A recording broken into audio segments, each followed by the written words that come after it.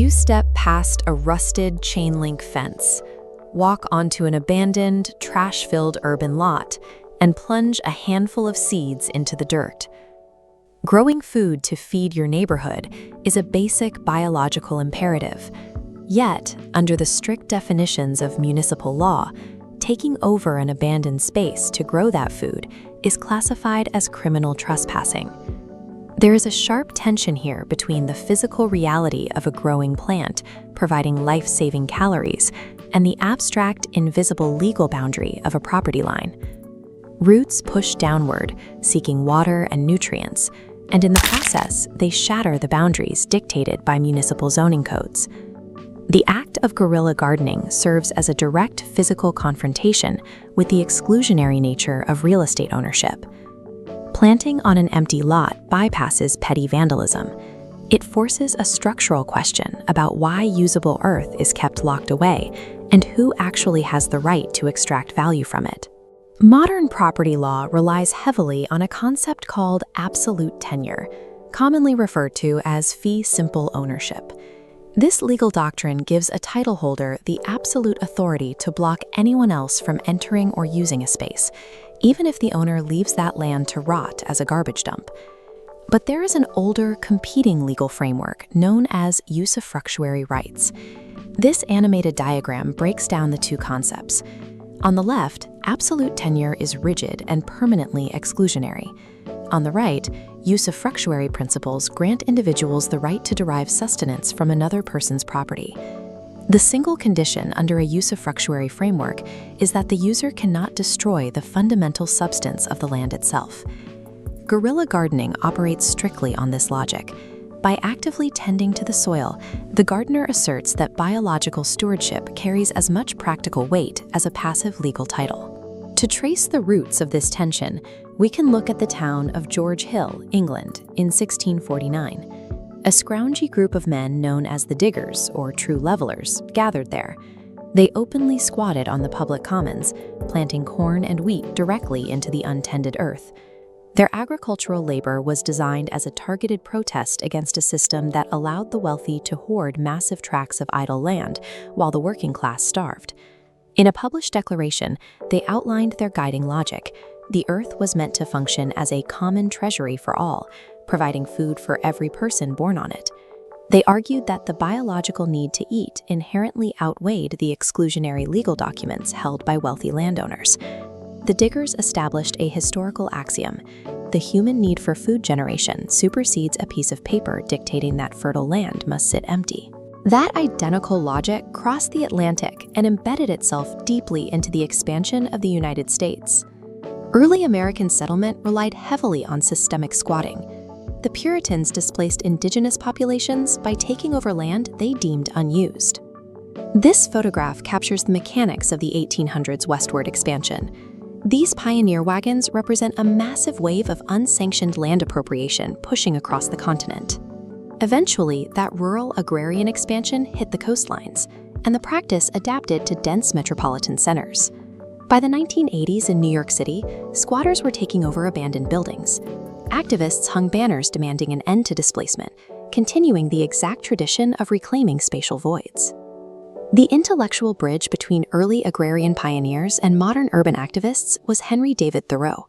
We often think of Thoreau as an isolated philosopher, but he actively practiced an extreme form of unsanctioned land use.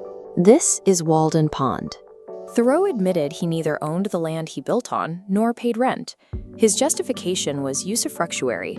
By physically working the land, his labor actively enhanced the value of a space otherwise wasted.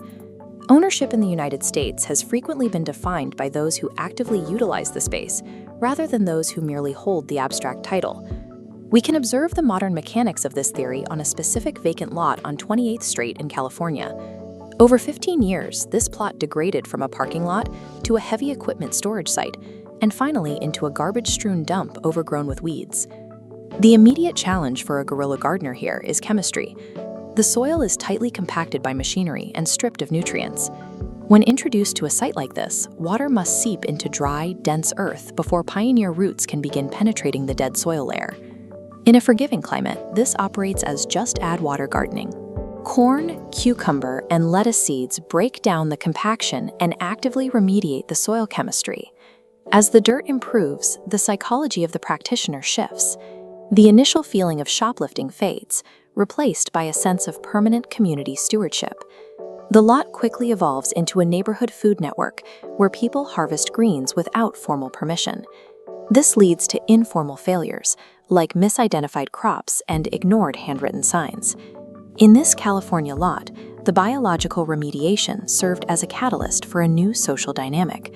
By turning a dump into a garden, the gardener created a space where a neighborhood had to negotiate its own informal rules of access.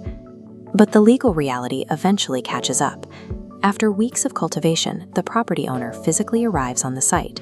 An older man named Chan walks past the gate, inspecting the thriving tomato and basil plants. Under the doctrine of absolute tenure, this is the precise moment the gardener anticipates a shouting match, eviction, or a lawsuit. Instead, Chan issues a two-word ruling: garden okay. He readily accepts the organic improvement over the industrial waste that previously defined his property. This is Ralph Waldo Emerson, the man who owned Walden Pond and knowingly allowed Thoreau to squat there. Chan operates exactly like a modern-day Emerson. Absentee owners frequently tolerate unsanctioned occupation when the squatter's labor actively increases the physical and aesthetic value of their holding. As we've seen from England to California, the practical use of land creates a form of legitimacy that exists alongside, or in spite of, the legal title. By treating the earth as a common treasury, we shift our priority from validating property paperwork to directly feeding populations. This diagram illustrates what happens when rigid boundaries dissolve in favor of active use. The urban grid transitions from stagnant concrete into productive agriculture.